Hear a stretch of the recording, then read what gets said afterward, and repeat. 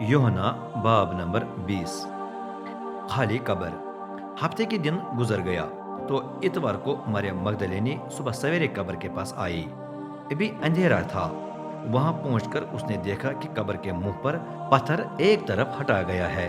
मरियम दौड़कर शमून पतरस और ईसा को प्यारे शागिर्द के पास आई। उसने इतला दी, वो खुदावंद को कब्र से ले गए हैं और हमें मालूम नहीं कि उन्होंने उसे कहाँ रख दिया है। तब पतरस दूसरे शागिर्द समेत कब्र की तरफ चल पड़ा। दोनों दौड़ रहे थे, लेकिन दूसरा शागिर्द ज्यादा तेज रफ्तार था। वो पहले कब्र पर पहुंच गया।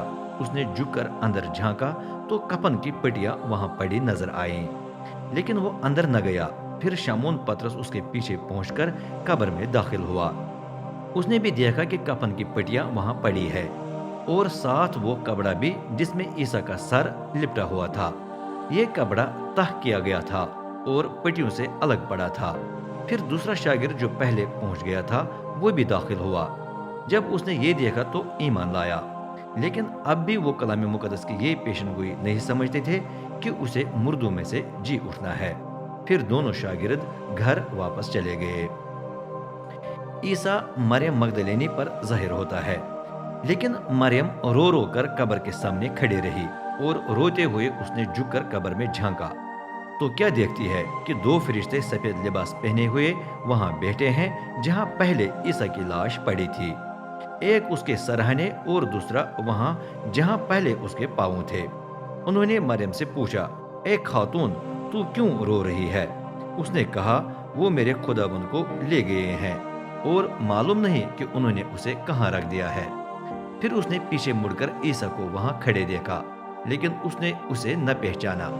ईसा ने पूछा, ए खातून, तू क्यों रो रही है? किसको ढूंढ रही है? ये सोचकर कि वो माली है, उसने कहा, जनाब, अगर आप उसे ले गए हैं तो मुझे बता दे कि उसे कहाँ रख दिया है ताकि उसे ले जाऊं। ईसा ने उससे कहा, मरियम।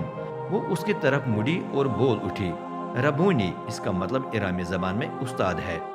ईसा ने कहा, मेरे साथ चमटी न रह, क्योंकि अभी मैं ऊपर बाप के पास नहीं गया, लेकिन भाइयों के पास जा और उन्हें बता, मैं अपने बाप और तुम्हारे बाप के पास वापस जा रहा हूँ, अपने खुदा और तुम्हारे खुदा के पास।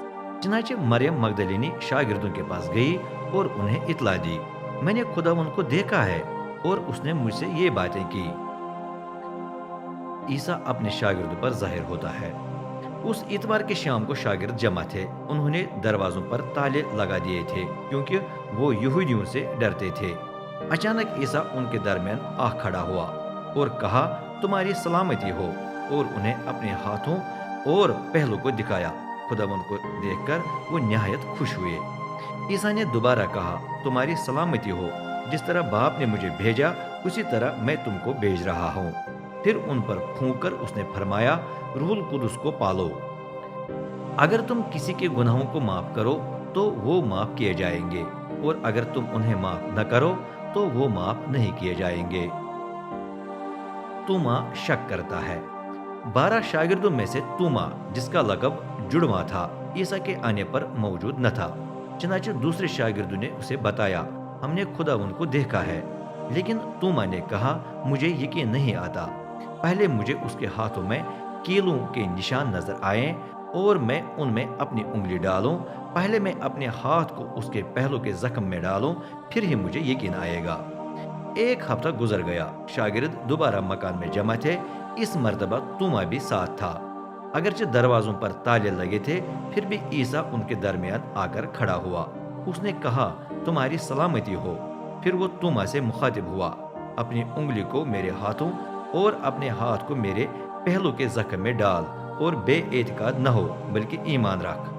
तूमा ने जवाब में उससे कहा, ए मेरे खुदावंद, ए मेरे खुदा।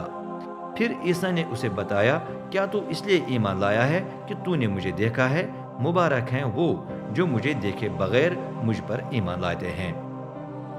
इस किताब का मकसद, ईसा ने अपने शागिर्दों की मौजूदगी में मजीद बहुत से ऐसे इलाही निशान दिखाए जो इस किताब में दर्ज नहीं है, लेकिन जितने दर्ज हैं उनका मकसद ये है कि आप ईमान लाए कि ईसा ही मसीह यानी खुदा का फर्जंद है और आपको इस ईमान के वसीले से उसके नाम से जिंदगी हासिल हो।